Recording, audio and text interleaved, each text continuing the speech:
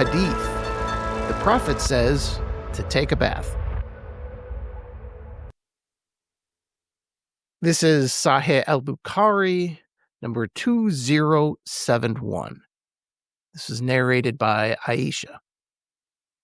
The companions of Allah's Messenger used to practice manual labor, so their sweat used to smell, and they were advised to take a bath.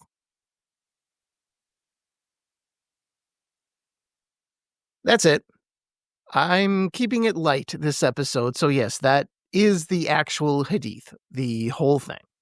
It's very short, so let's read it again.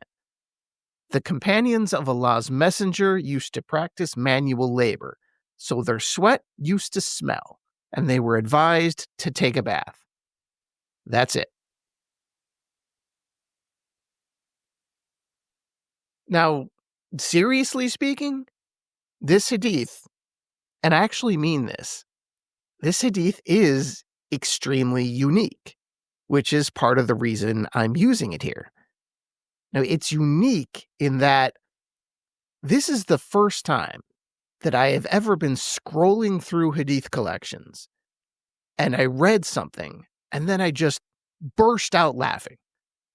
Now, I'm not entirely sure why that happened exactly, but I think it has to do with the contrast in hadiths. You're looking through al-Bukhari and you're reading all this serious material, and then, bam, out of nowhere, Muhammad tells a group of guys that they stink. I never saw it coming. It's in a section about economics and commerce, too. The previous hadith is about what money the Caliph Abu Bakr was taking from the treasury. This was unexpected, which is part of what makes it so hilarious. And the short sentence is so dry, so matter of fact. It's like a straight news reporter. And the style, it's kind of how Norm Macdonald used to deliver lines when he did the fake news. And it paints this picture in your head. A couple of pictures, actually. Maybe there were these guys who were sweating all day, and they come into Muhammad's house, and they are just stinking up the place to the point he has to tell them to take a bath. Say, dude, there are women and children in here, and electric fans are 1,300 years away, as is effective deodorant. Or maybe a group of guys come into the house, and over time, they have become so ridiculously dependent on Muhammad to tell them everything that they wouldn't even believe that they smelled bad unless he told them. Or you can choose your own scene here. It's so non-specific, it could be just about anything. So this is funny. At least it was to me.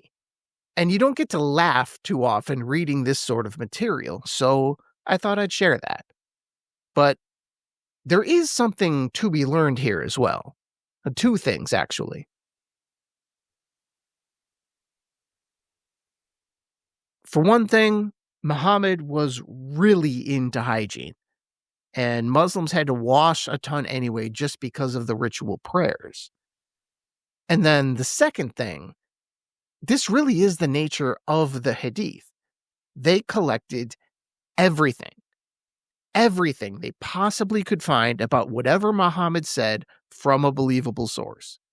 Now, this one was from his wife, Aisha, who may have actually been the one insisting that these guys take a bath.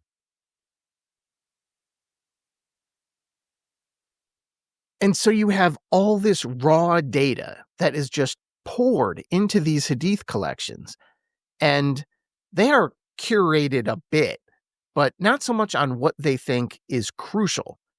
That's what you get from those 40 hadith collections, for example. Those are curated collections based on content. But in the wider hadith collections, they weren't super concerned about, or probably even willing to judge, what they think is essential or important. They were concerned with what was actually said, what they think was true. So Bukhari put this one in his collection. It wasn't up to him to decide whether this was important.